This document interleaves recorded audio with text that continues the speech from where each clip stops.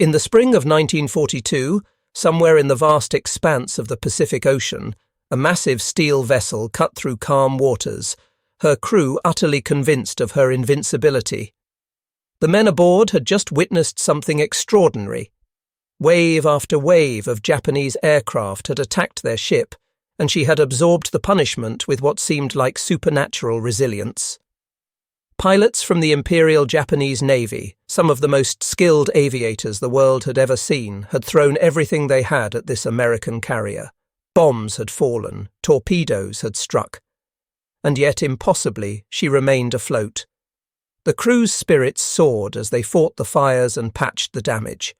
They believed with absolute certainty that they had won. They had saved their beloved ship from destruction. But deep in the shadowy compartments below the flight deck, something sinister was happening. Something invisible. Something deadly. Gasoline vapours were seeping through ruptured fuel lines, accumulating in enclosed spaces, creating an atmosphere so volatile that it required only the smallest ignition source to transform the entire vessel into a catastrophic inferno. The fumes spread silently, patiently, like a predator stalking its prey.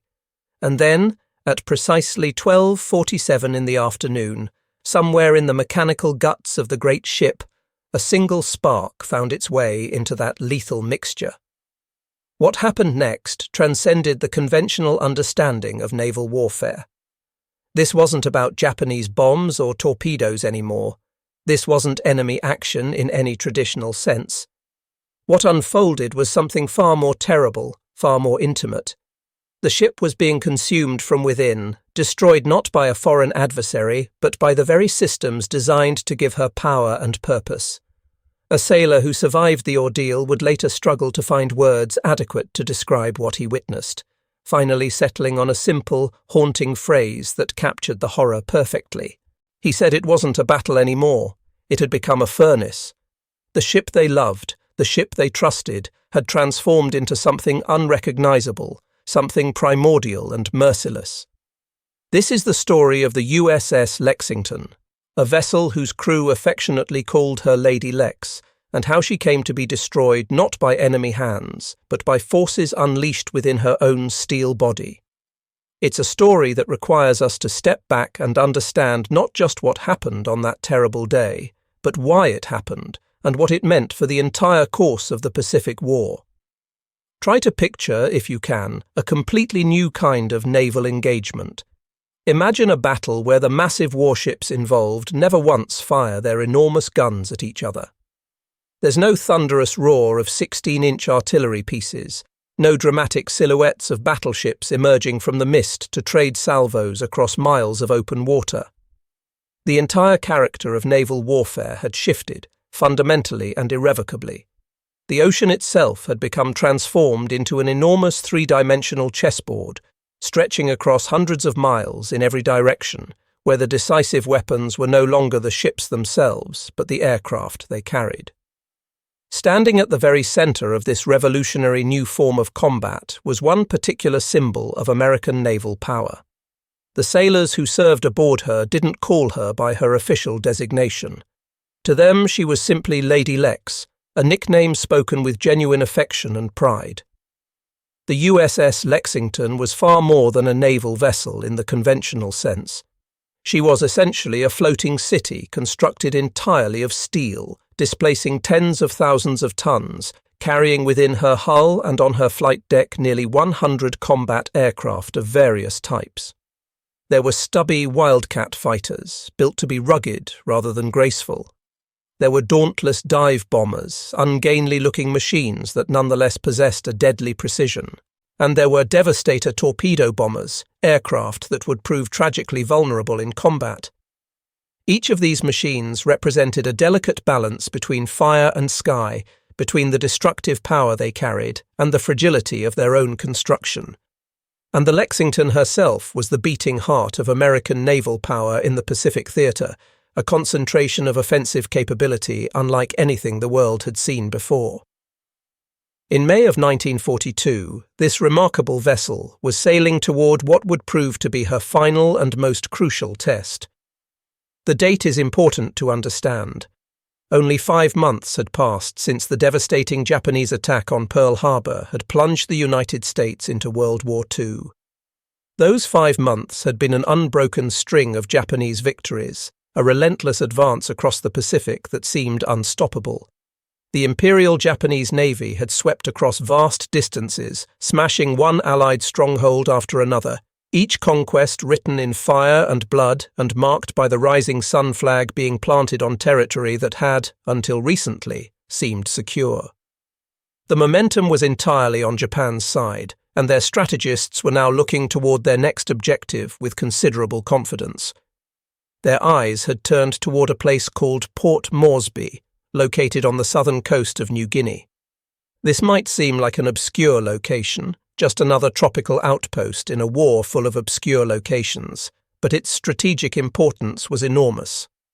If the Japanese could capture Port Moresby, they would effectively sever the vital supply lines connecting Australia to American forces.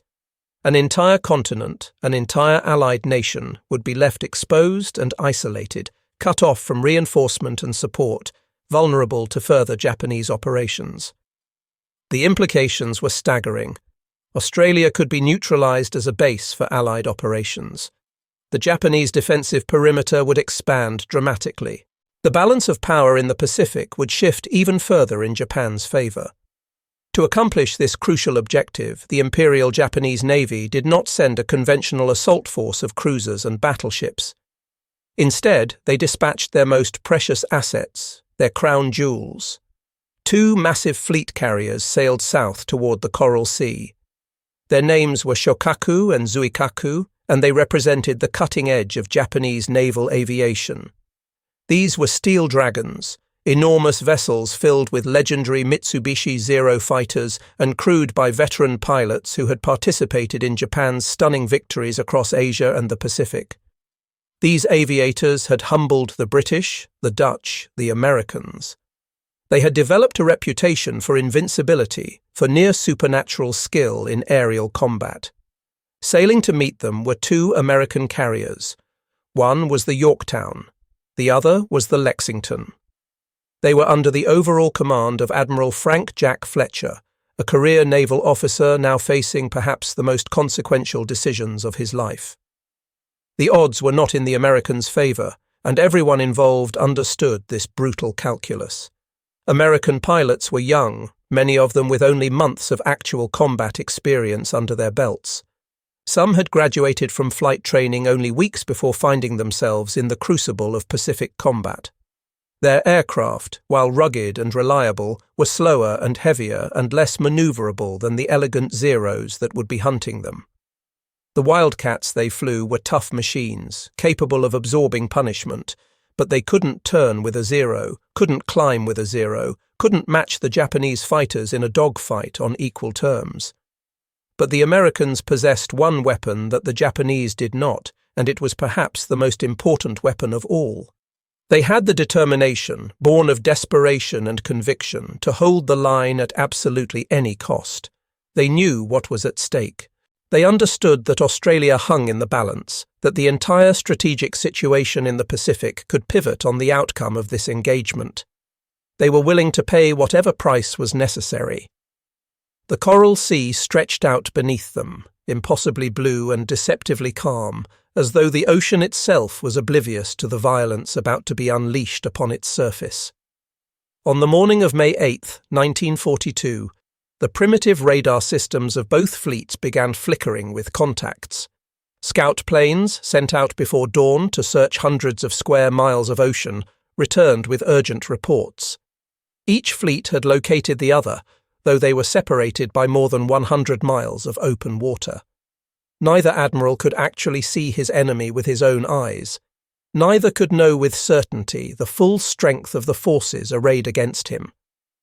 Intelligence was fragmentary, uncertain, potentially misleading. And yet, despite this uncertainty, despite the fog of war that obscured everything, both admirals arrived at the same conclusion and gave the same order to their subordinates: launch everything. The squadrons thundered off the flight decks, engines roaring, propellers clawing at the tropical air. They were tiny black specks vanishing into the immense blue horizon, each pilot carrying on his shoulders the weight of nations, the fate of strategies, the lives of thousands of men on the ships below. The deck of the Lexington shuddered and trembled as dauntless dive bombers struggled into the sky, heavily laden with 1,000-pound bombs. Men working the flight line, the deck crews who guided the aircraft and armed them and fueled them, watched until the very last speck had disappeared from view. All they could do now was wait and pray that at least some of those men would return. Several hours later, the sky itself seemed to tear open. Zero fighters slashed downward out of the sun like surgical scalpels, their wings glinting, their machine guns chattering. Dauntless bombers pushed over into their characteristic screaming dives, plunging through blossoms of anti-aircraft fire that filled the sky with black puffs of shrapnel. And then came the hammer blows, the impacts that every carrier dreaded more than anything else. Torpedoes, launched from low-flying Japanese attack planes, slammed into the Lexington's port side with tremendous force. Bombs, dropped with precision from altitude, ripped through her flight deck, penetrating deep into her vitals before exploding. The Lady Lex trembled under these impacts. Her steel frame shuddered, but she did not fall. She did not break in half. She did not sink immediately. Her damage control teams raced into action with practiced efficiency, fighting back the fires, sealing ruptured compartments, pumping out water that was flooding into spaces below the waterline. The crew worked with fierce determination, and as the minutes passed and the ship remained afloat, their confidence began to grow. They started to believe, with increasing certainty, that she might yet survive this ordeal. They might yet bring her home. But what none of them could see, what none of them could know in those crucial minutes after the attack, was that destiny had already written a different ending to this story. The true catastrophe that would destroy the Lexington was not the enemy's bombs or torpedoes. It was something hidden deep within her own steel veins, something that her own design had inadvertently created. The real horror, the final act of this tragedy, was still gathering in the darkness below decks, still building toward its terrible climax. To truly understand why the Lexington met her fate in the waters of the Coral Sea, we need to step back from the immediate drama of the battle itself and examine the larger context. This engagement was not simply a matter of ships and planes clashing in the sky above a remote patch of ocean. What was unfolding here was something far more profound. It was the collision of two entirely different philosophies of warfare, two fundamentally opposed approaches to naval combat, two visions of how battles should be fought and won. For nearly a century, ever since Japan had first begun building a modern navy in the late 19th century, Japanese naval doctrine had been shaped and dominated by a single powerful idea. They called it Kantai Kesson, which translates roughly as the decisive battle. The leaders of the Imperial Japanese Navy believed with an almost religious conviction that victory in any future war would come from a single crushing engagement. One perfect duel. One climactic moment where an elite fleet would annihilate its enemy in a stroke so devastating that further resistance would become impossible. Every aircraft, every pilot, every warship, every tactical innovation was trained and built and designed with this moment in mind. All of Japanese naval strategy pointed toward this hypothetical decisive battle, like compass needles pointing toward magnetic north. The Imperial Japanese Navy invested heavily, almost obsessively, in achieving excellence. Its carrier air groups were not merely military units assembled from whoever happened to be available. They were brotherhoods of warriors, carefully selected, rigorously trained, hardened by years of intensive preparation. The Zero fighters they flew were not just machines, but extensions of their pilots' will, aircraft so responsive and agile that they seemed to dance through the sky rather than merely fly through it. They were fast, graceful, and absolutely lethal in the hands of a skilled aviator. Men like Saburo Sakai embodied this doctrine perfectly. He was deadly, disciplined, seemingly untouchable, capable of aerial maneuvers that American pilots could barely comprehend, let alone replicate. But this obsessive pursuit of perfection contained within it a fatal flaw, a weakness that would eventually prove catastrophic. Excellence of this kind could not be replaced. Every lost ace, every destroyed aircraft represented a wound that would heal slowly, if it healed at all. Japan simply did not possess the vast industrial and human resources necessary to rapidly replenish its forces. Its military strength was built on a foundation of talent, of years of training, of irreplaceable expertise. And once that foundation was bled away, once those talented pilots were killed in combat, there was no way to quickly restore what had been lost. New pilots could be trained, yes, but they would not possess the skills of the men they replaced. New aircraft could be built, but not in the quantities needed to offset losses in a prolonged conflict. The United States approached warfare from an entirely different philosophical standpoint. The US Navy did not seek one perfect duel to decide history. They did not believe that wars were won in single climactic engagements. Instead, they prepared for what they called a war of attrition, what some strategists referred to as the tonnage war. The underlying plan was brutally simple in its logic. Outbuild your enemy, outlast your enemy. Grind down his forces through sustained pressure until he no longer possessed the means to continue fighting. To American strategists, a carrier like the Lexington was not a singular, irreplaceable treasure that must be preserved at all costs. She was certainly powerful, certainly valuable, but she was also fundamentally the product of a system that could produce more carriers, more aircraft, more of everything. Every pilot mattered, every life had value, but behind each individual pilot stood a vast flood of trainees, already moving through the pipeline, already learning to fly, already preparing to join the fight. It was a doctrine born not of elegance or martial philosophy, but of industrial capacity. It was pragmatic rather than romantic. It accepted losses as inevitable and planned accordingly. And now, in the waters of the Coral Sea, these two radically different visions would clash directly for the first time. Japan's immediate goal was straightforward: capture Port Moresby. Establish it as a forward base. Use it as a dagger pointed directly at Australia's throat. If this objective could be achieved, Japanese bombers would be able to threaten major Australian cities like Darwin, Sydney, and Brisbane. Australia itself could be cut off from American support, isolated, forced to fight alone, or potentially forced out of the war entirely. The strategic implications rippled outward in every direction.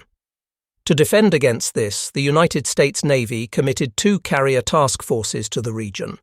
The Yorktown and the Lexington, escorted by cruisers and destroyers, steamed into the Coral Sea under Admiral Frank Jack Fletcher's command. Their mission could not have been clearer or more urgent. Block the Japanese invasion convoy. Prevent the capture of Port Moresby. Do this at any cost necessary. But cost was precisely what American pilots feared most. Many of them were barely older than the aircraft they flew. They were young men, some still teenagers, suddenly thrust into mortal combat against enemy aviators with years of experience.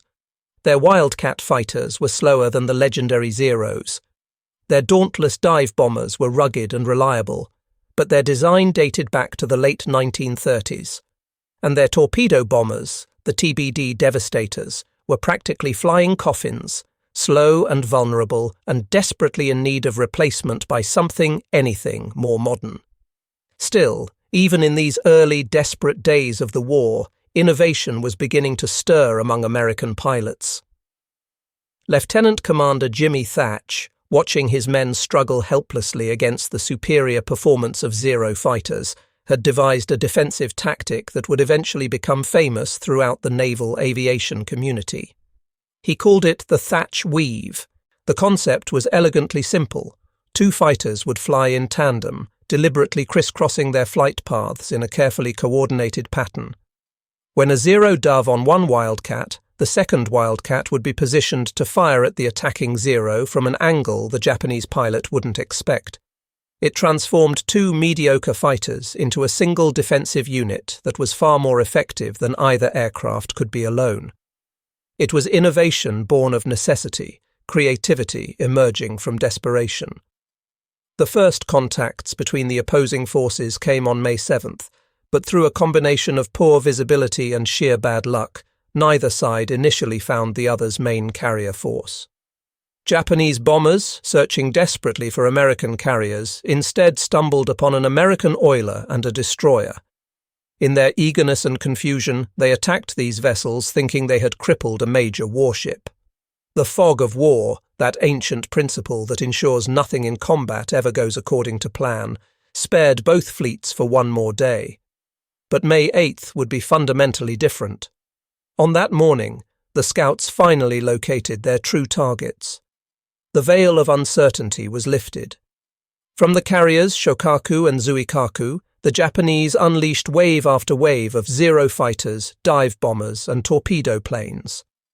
From Lexington and Yorktown, American squadrons roared skyward to meet them in what would become one of the first major carrier versus carrier battles in history.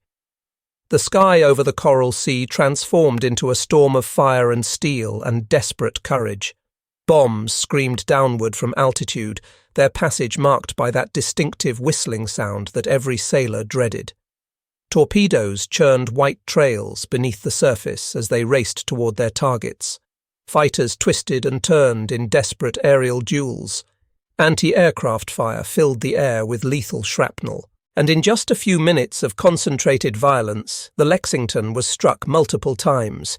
2 torpedoes slammed into her hull below the waterline. 2 bombs penetrated her flight deck and exploded in her interior spaces. The impacts made the entire massive ship shudder like a living thing in pain. The Lady Lex was grievously wounded, there could be no doubt about that. But her crew fought with furious determination to contain the damage. They battled the flames with hoses and chemical extinguishers. They sealed ruptured compartments. They shored up weakened bulkheads. They pumped out flooding water. And gradually, impossibly, they seemed to be winning this desperate struggle. The fires appeared to be under control. The ship remained on an even keel. Her engines continued to function. As the minutes stretched into hours, the crew's confidence grew. They genuinely believed they had survived the worst of what the Japanese could throw at them. But the true danger, the real threat to the Lexington's survival, had only just begun to manifest. What would follow in the hours ahead was not the result of enemy action. It was a flaw built directly into the ship's very design, a vulnerability that nobody had fully appreciated until it was too late to matter. In the chaos and violence of May 8th, both sides initially believed they had landed devastating blows against their enemies. Japan's attack squadrons had torn into the Lexington with bombs and torpedoes, scoring direct hits that would have sunk lesser vessels immediately. American pilots, meanwhile, had struck back fiercely at the Shokaku, one of Japan's most prized fleet carriers, damaging her so severely that she would be forced to withdraw from combat. Neither side could see the complete picture through all the smoke and confusion and contradictory reports. But hidden within that confused struggle, a quiet American innovation was beginning to fundamentally shift the balance of power. It was not the Wildcat fighter that gave the United States its crucial edge in carrier warfare. The Wildcat was tough, certainly, capable of absorbing battle damage that would destroy more fragile aircraft. But it was also slower than the Zero, less graceful, less feared by Japanese pilots who had learned they could usually outmaneuver American fighters in a turning fight. Nor was it the lumbering Devastator torpedo bomber that would prove decisive. The Devastator was, by 1942, already obsolete, a sitting duck for enemy fighters, little more than a target struggling through the sky toward an objective it would rarely reach. The true weapon of revolutionary change was the SBD Dauntless dive bomber. At first glance, this aircraft seemed almost comically unimpressive. It was slow compared to fighters. Its basic airframe design looked outdated to anyone familiar with modern aircraft. Japanese pilots openly mocked it as the clumsy bird, something to be swatted from the sky with ease. But what those Japanese pilots could not dismiss, what they learned to fear and respect, was the Dauntless's precision. The aircraft was built for exactly one purpose, designed around a single tactical concept: the dive. From an altitude of 20,000 feet or more, high enough that the carrier below looked like a tiny grey rectangle on the blue ocean, the Dauntless would roll inverted and then push over into a near vertical descent. The pilot would point the nose straight down at his target and then let gravity do its work, accelerating toward the ocean at speeds exceeding 240 knots. Special air brakes, perforated panels that extended from the wings, would snap open with a distinctive roaring sound, steadying the plunge, preventing the aircraft from accelerating beyond control. The pilot, blood draining from his head under the tremendous G-forces, would peer through his bomb sight at the target rushing up toward him. And at precisely the right moment, at an altitude carefully calculated to maximize accuracy while minimizing exposure to anti-aircraft fire, he would release his 1,000-pound bomb. The bomb would separate from the aircraft and continue downward on a ballistic trajectory while the pilot, with every ounce of strength in his body, hauled back on the control stick. The Dauntless would groan under the stress as it pulled out of the dive, G-forces crushing the pilot down into his seat, vision narrowing to a tunnel, consciousness hanging by a thread. And then, if everything went right, if the pilot had judged everything correctly, the aircraft would level out just above the waves and race away while behind it, the bomb would strike home. This was not guesswork. This was not dropping bombs from high altitude and hoping they might hit somewhere near the target. This was ruthless, surgical accuracy. A well-trained dive bomber pilot could place his bomb within a circle just a few yards across from an altitude of thousands of feet. He could aim not at a general area, not at a vague patch of ocean containing an enemy ship, but at a specific point on that ship's deck. He could target the elevator that brought aircraft up from the hangar. He could target the island superstructure. He could target the fuel storage areas. This precision made even a massive steel carrier, a vessel displacing tens of thousands of tons, suddenly vulnerable in a way that battleship admirals still struggled to fully comprehend. This was where American tactical doctrine came alive and demonstrated its true potential. While Japan continued to rely heavily on the individual brilliance of ace pilots, the United States Navy was systematically learning to fight as an integrated system. They developed what they called the Alpha Strike, a carefully coordinated attack involving multiple types of aircraft working in precisely timed sequence. It was a symphony of coordinated violence, each element playing its designated role. The Wildcat fighters would go in first, throwing themselves directly at the Zero squadrons that rose to defend the enemy carriers. The Wildcats' job was not necessarily to shoot down every defending fighter. Their mission was simpler and more brutal. Buy time, create confusion, force the enemy combat air patrol to engage, to commit, to focus on the wrong threat. Every second the Zeros spent chasing Wildcats was a second they weren't attacking the bombers that followed. Next came the Devastator torpedo bombers, lumbering in low across the waves, slow and vulnerable, but absolutely demanding attention. Japanese carriers had to turn to evade torpedoes. Their anti-aircraft guns had to depress to fire at these low-flying attackers. Defending fighters had to dive down from altitude to intercept them. The Devastators dragged Japanese attention and firepower low, down to wave-top level, and held it there. And then, from the clouds high above, unseen until the last possible moment, the Dauntlesses would push over into their dives. By the time Japanese lookouts spotted them, it was already too late. The ships below had already exhausted much of their defensive fire on the Wildcats and Devastators. The combat air patrol was out of position, too low to intercept dive bombers plunging from 20,000 feet. And in the minute or two it took the Dauntlesses to complete their attack, there was almost nothing the defenders could do except brace for impact. It was not an elegant system. It was certainly not a cost-effective system, measured in American lives lost. But it worked. It was effective. And effectiveness, in warfare, ultimately matters more than elegance. The Shoho, a Japanese light carrier that had been escorting the invasion force, learned this truth the hard way on May 7th. American bombers had swarmed over her in a brutal, overwhelming display of coordinated firepower. The radio transmission that followed would become famous throughout the US Navy. "Scratch one flat top," a pilot reported calmly, his voice crackling through static as explosions tore the Shoho apart and flames rolled across her decks. Within minutes, the carrier was gone, slipping beneath the waves. It marked the first time in the entire war that a Japanese aircraft carrier had been sunk, and it sent a clear, unmistakable message to both sides. The Americans had found a way to kill dragons. They had developed a tactical system capable of destroying Japan's most powerful naval assets. But innovation wasn't only about machines and tactics. It was also about something more fundamental, something harder to quantify but equally important. It was about survival, about resilience, about the determination to keep fighting even after taking devastating damage. On the Yorktown, a bomb had ripped through the flight deck and exploded deep inside the ship, killing dozens of men and starting fires that threatened to spread out of control.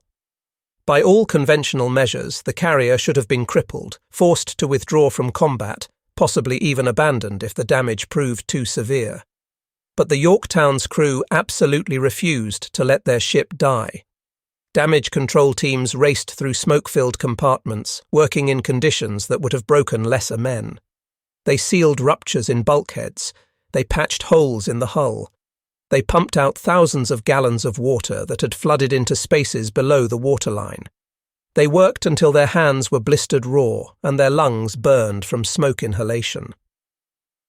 Hours later, to the complete disbelief of Japanese intelligence officers who had marked the Yorktown as destroyed or at least neutralized, she was still afloat. More than that, she was still operational, still capable of launching and recovering aircraft, still very much in the fight. Battered, certainly. Wounded, yes. But alive. Defiant. It was proof of another American weapon that couldn't be measured in tons of displacement or numbers of aircraft. It was resilience, the capacity to absorb punishment and keep functioning, the refusal to accept defeat. The Japanese forces did not have that same luxury, and this asymmetry would prove increasingly important as the war continued. When the Shokaku was struck by American dive bombers and severely damaged, her structural integrity compromised, her flight deck torn apart, she had no choice but to withdraw from the battle. Her highly trained air groups, already depleted by combat losses, could not be quickly rebuilt or replaced.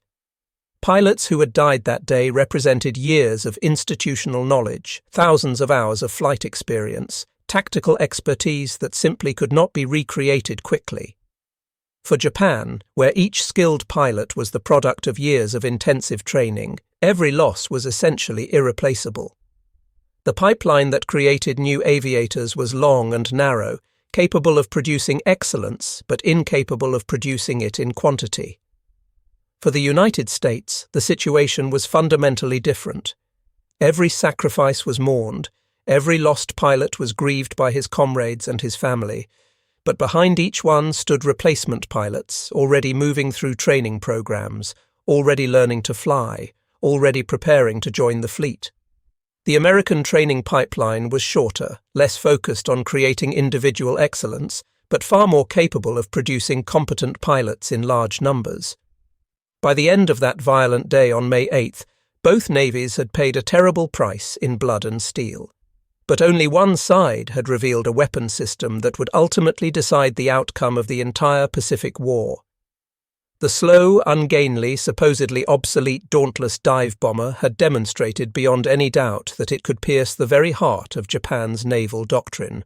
From the Coral Sea to Midway to the Philippine Sea, it would remain the primary striking weapon of American carrier forces, the spearhead that would sink carrier after carrier until Japan's naval aviation arm was finally bled white. And yet, even amid these emerging sparks of tactical innovation and American resilience, a profound tragedy still hung over the immediate horizon, because while the Yorktown had endured her wounds and remained operational, while she had proven the value of American damage control training and sheer stubborn determination, the Lexington's wounds ran far deeper than anyone initially realized. Deep in her steel vitals, invisible to the men fighting fires on the flight deck, a silent danger was steadily building toward a catastrophic climax. The true horror of Lady Lex's fate had not yet begun to unfold. At first, in those hours immediately following the Japanese attack, there seemed to be genuine reason for optimism about the Lexington's chances of survival. Yes, she had taken serious damage. 2 torpedo impacts had torn massive holes in her hull below the waterline, allowing the sea to pour into compartments that were supposed to remain dry. 2 bombs had penetrated her armoured flight deck and exploded in her interior spaces, killing men and starting fires and wreaking havoc on her internal systems. Her hull was torn. Her flight deck was ripped apart in places. Debris littered her decks. The smell of smoke and burning fuel pervaded everything.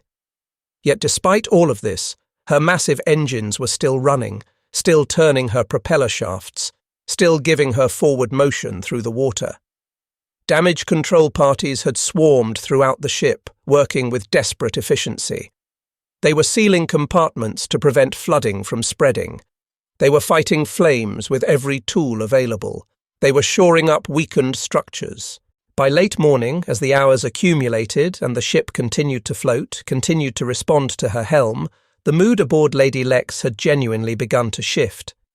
Perhaps, the crew thought with growing hope, just perhaps they could bring her home. Perhaps she could limp back to Pearl Harbor, or even all the way to the West Coast, to the shipyards where she could be properly repaired and returned to service. But the real enemy facing the Lexington was not the Japanese Navy. It was not torpedoes or bombs, or even the fires that still smouldered in some compartments. The true threat was something hidden inside her own arteries and veins of steel, something that nobody could see or touch or even fully understand until it was far too late. Beneath her decks, distributed throughout her hull in a complex network of pipes and pumps and storage tanks, lay thousands upon thousands of gallons of aviation fuel. This fuel was the lifeblood that allowed her aircraft to operate. It was pumped from storage tanks deep in the ship up to the hangar deck and the flight deck, where it would be transferred into the fuel tanks of Wildcats and Dauntlesses and Devastators. The entire system was designed to be as efficient as possible, to minimize the time required to refuel aircraft and get them back into the air. But the torpedo hits that morning had done more damage than was immediately apparent. The explosions had ruptured fuel lines in multiple locations. Aviation gasoline, volatile and dangerous, began seeping from these breaks in the system. And because this was not crude oil or diesel fuel, but highly refined aviation gasoline, it didn't just leak out and pool harmlessly somewhere. It evaporated. It transformed from liquid into invisible vapor that was far more explosive than the liquid fuel itself. These fumes began spreading through compartments, seeping through ventilation systems, pooling in corners and low-lying areas, accumulating in spaces where men were working, creating an atmosphere so chemically saturated that it was essentially a bomb waiting for someone to light the fuse. Men working in the bowels of the ship, down where the sunlight never penetrated, where ventilation was poor and the air was already hot and stale, noticed the change almost immediately. The smell was unmistakable, impossible to ignore. It was sweet, one aviation mechanic would later recall with a shudder. The smell of gasoline was everywhere, thick and cloying and wrong. I knew right then, he said. We were walking on a powder keg. Every man who understood what aviation gasoline could do, every man who had seen fuel fires or knew the chemistry involved, felt a creeping sense of dread. They were inside a floating bomb. And somewhere, somehow, eventually, there would be a spark. At 12:47 in the afternoon, that spark came. The exact source would never be definitively determined, but the most likely explanation was heartbreakingly simple. Somewhere deep in the ship's machinery spaces, a motor that should have been shut down was still running. Perhaps in the chaos of damage control, someone forgot to throw the switch. Perhaps the motor's controls had been damaged in the attack. Perhaps it was just random chance, the cruel workings of probability. But that motor, operating normally, producing tiny electrical arcs as its brushes made contact with its commutator, sent out one invisible spark into an atmosphere saturated with gasoline vapor. The first explosion was not particularly loud, at least not compared to the thunderous impacts of bombs and torpedoes during the earlier attack. Survivors described it as a muffled whoomph, as though the ship itself had exhaled in sudden pain. But the shock wave from that initial detonation rolled through the Lexington's steel structure like a tremor through solid rock. Bulkheads trembled and flexed. Men working several decks away were knocked off their feet. Those who were closer felt it more viscerally, felt the deck leap beneath them, felt the entire ship shudder. And then came the chain reaction. The first explosion ignited gasoline vapors in adjacent compartments. Those explosions triggered others. Fire raced through ventilation ducts, following the paths that the vapors had taken. Within seconds, gasoline was igniting in compartments scattered throughout the ship, in spaces that had seemed safe just moments before. The explosions didn't stop. They continued, one after another, each feeding off the fumes that continued to seep from ruptured fuel lines that couldn't be shut down or sealed. Bombs that were stored in the ship's magazines, bombs that should have been safe and secure, began to cook off from the heat. The steel around them grew hotter and hotter until the explosives inside reached their detonation temperature. Then they would explode with tremendous force, adding to the chaos, blowing holes in bulkheads, starting new fires, killing anyone unfortunate enough to be nearby. Torpedoes, still cradled in their storage racks, waiting to be loaded onto aircraft, detonated like thunder, their warheads designed to sink enemy ships now tearing apart the very vessel that carried them. The Lexington had transformed into a volcano. She was being consumed from within by forces she could not contain, and her crew could not stop. Above, on the flight deck, the situation was, if anything, even worse. Nearly 200 aircraft sat parked wing to wing in that tight arrangement that carriers used when they wanted to maximize the number of planes they could carry. There were dauntless dive bombers and Wildcat fighters. Some were still dripping fuel after having recently landed following the morning's combat missions. Others had been sitting there all morning, fully fueled and fully armed, waiting for orders to launch on another strike. Their fuel tanks were full. Their ammunition was loaded. Some even had bombs still attached beneath their wings. When the heat from the inferno below began rising through the steel deck plates, when the temperature in the hangar deck beneath them climbed past hundreds of degrees, the result was inevitable. Tires began to melt first, rubber liquefying and igniting. Then fuel tanks ruptured from the internal pressure created by expanding gasoline vapor. One by one, sometimes several at once, the parked aircraft erupted into fireballs. Witnesses who survived described it as a chain of explosions rolling across the deck in waves, each detonation triggering others nearby. A Wildcat would twist grotesquely in the flames, its wings folding upward like broken arms, its fuselage melting before vanishing entirely in a pillar of fire. One gunner, stationed in a position that gave him a vantage point over much of the flight deck, later struggled to put his memories into words. "It wasn't a ship anymore," he finally said, his voice still haunted by what he had witnessed. "It was a furnace. We were standing on top of hell itself. The order went out to fight the inferno, to save the ship if it could possibly be saved. Damage control teams rushed toward the flames with hoses and chemical extinguishers. But the fires were everywhere, absolutely everywhere.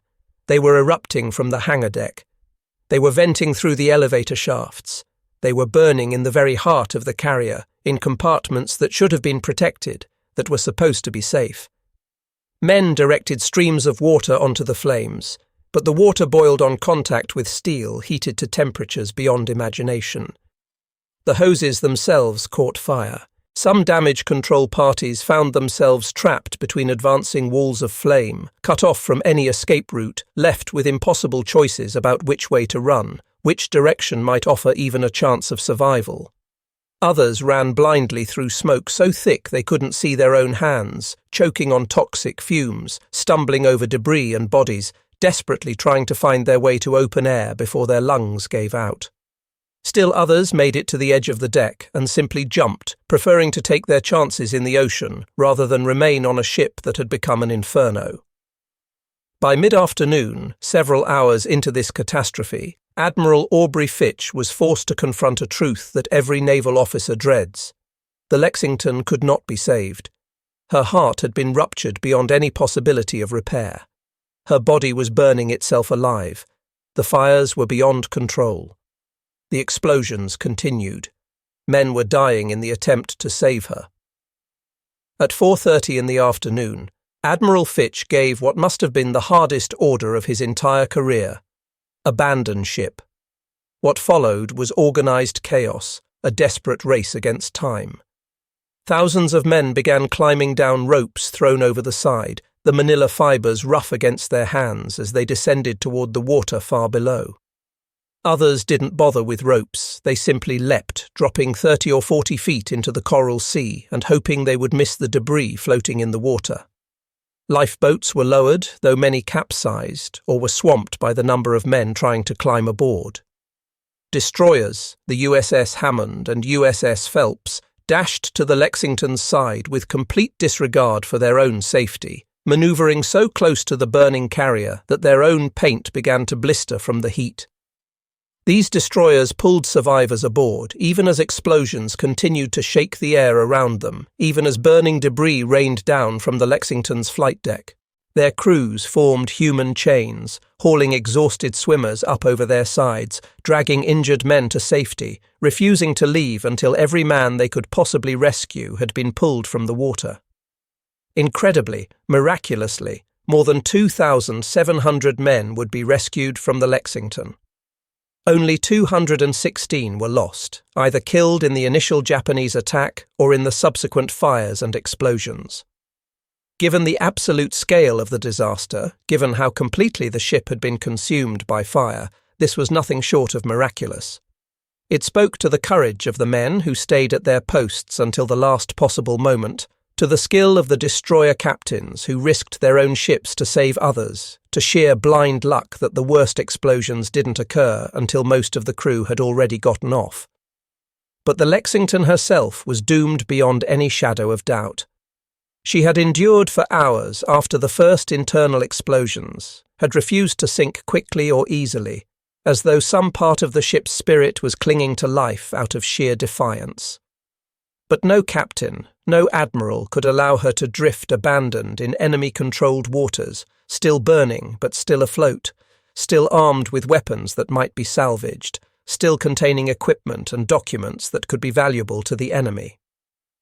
At 7:15 that evening, with the tropical sun sinking toward the western horizon, the destroyer USS Phelps moved into position to deliver a final mercy.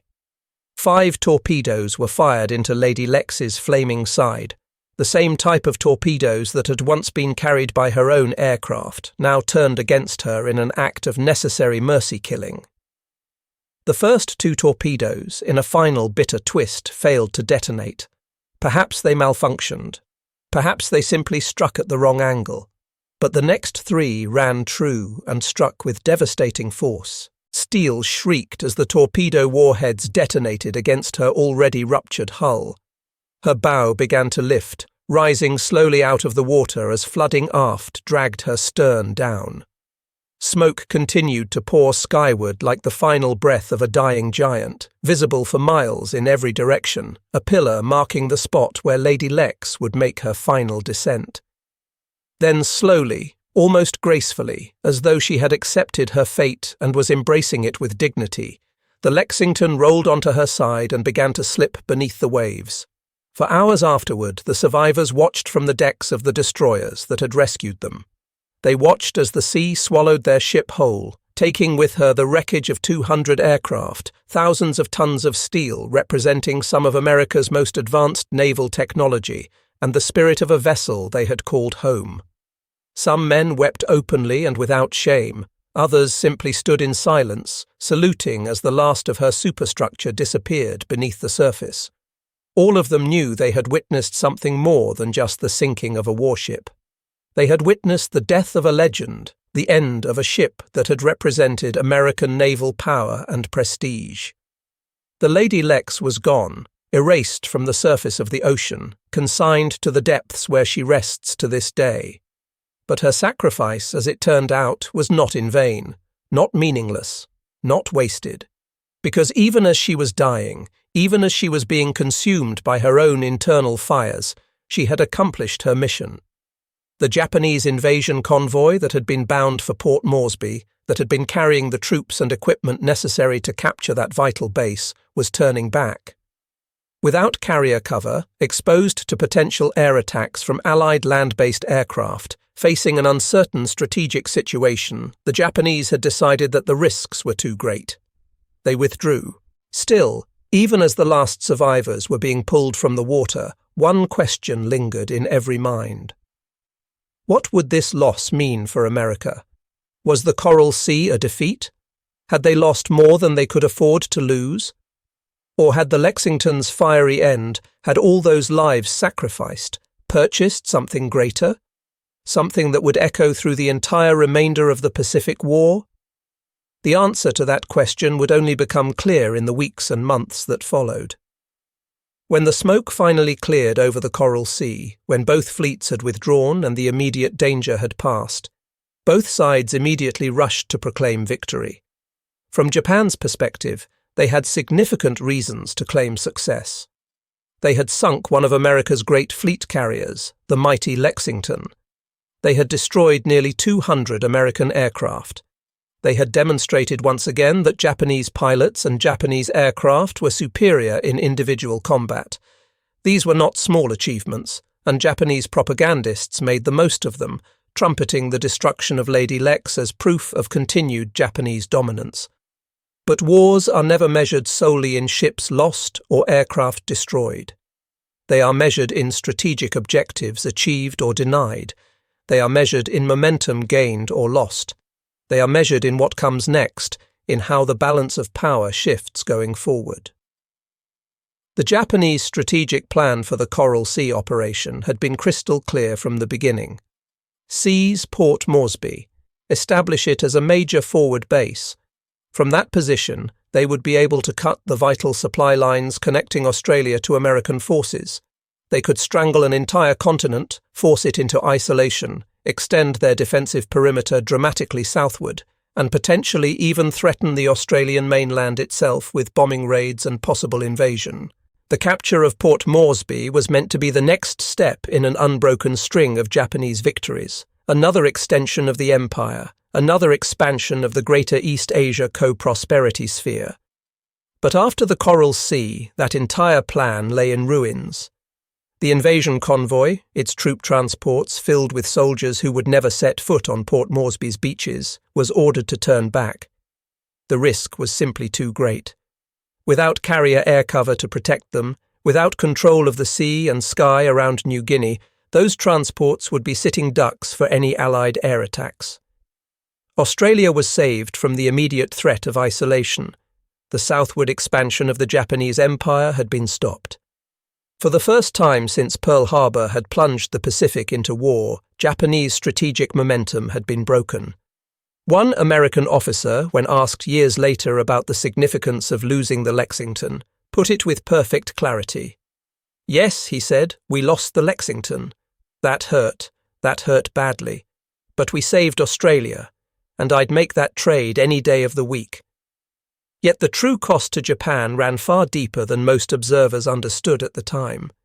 The light carrier Shoho was gone, sunk on May 7th in a matter of minutes under a devastating American air attack. The fleet carrier Shokaku had been battered, her flight deck torn apart, her hull ripped open by multiple bomb hits, forced to withdraw from combat and limp back to Japan for months of repairs. And the fleet carrier Zuikaku, while she had not been struck by a single bomb or torpedo, had nonetheless been crippled just as effectively. Her air groups had been mauled in combat, depleted to the point where she was no longer combat effective.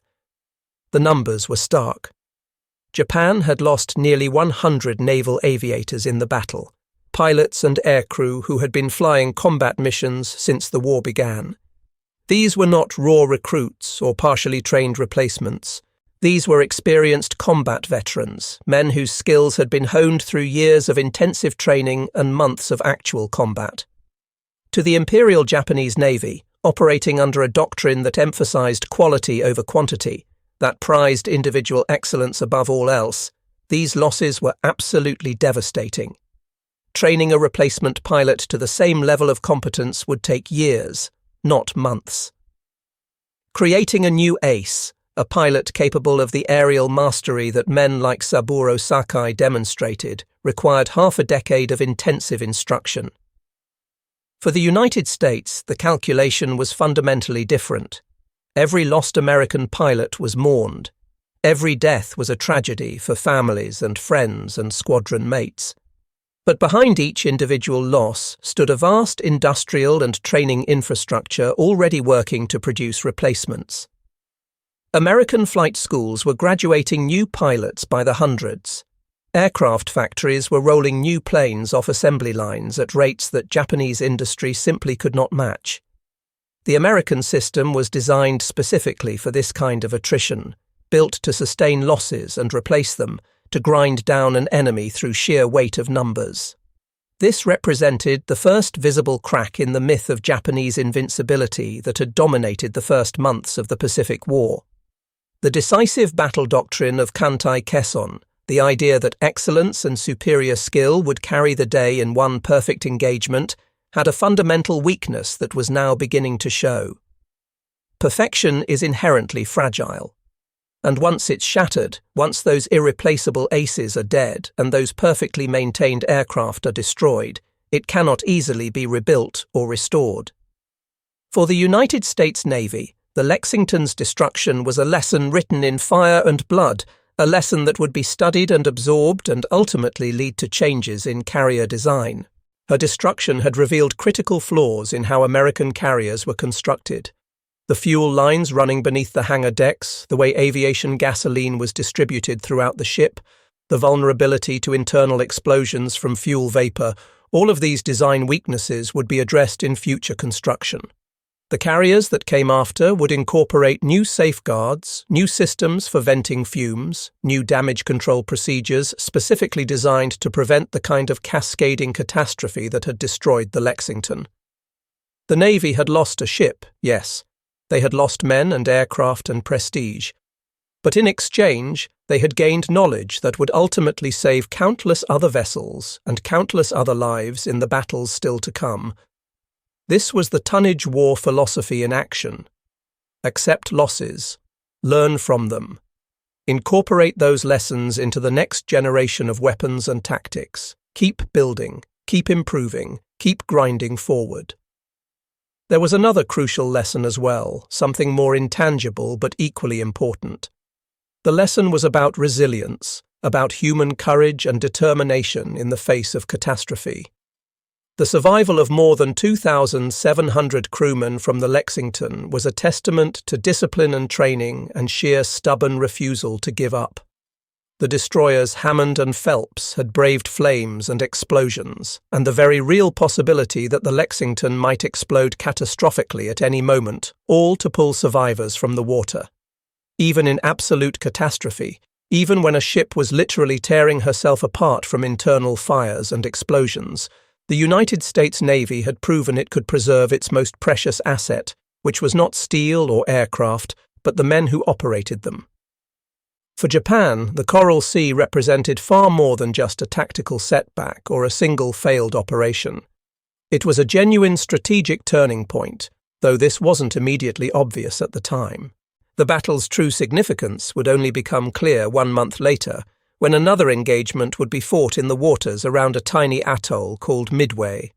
When that battle came, when the fate of the Pacific hung in the balance during those desperate hours in early June 1942, the absence of shokaku and zuikaku from the Japanese order of battle would prove absolutely crucial. Japan's plan for Midway called for overwhelming carrier strength, for the kind of concentrated force that could sweep away American resistance in a single devastating blow. But instead of having 6 fleet carriers available, they could only bring 4. The shokaku was still undergoing repairs for the damage she'd sustained in the Coral Sea. The zuikaku was technically operational, but her depleted air groups meant she couldn't be committed to combat. Instead of veteran pilots with months or years of combat experience, Japan was forced to fill out their squadrons with greener, less experienced aviators. Instead of the overwhelming superiority they'd enjoyed in earlier battles, They went into Midway on much more equal terms with the American forces arrayed against them. The result was catastrophe. 4 Japanese fleet carriers destroyed in a single day. Akagi, Kaga, Soryu, and Hiryu, all sent to the bottom. The absolute heart of Japan's carrier fleet, the core of their naval aviation capability, torn out in one brutal engagement.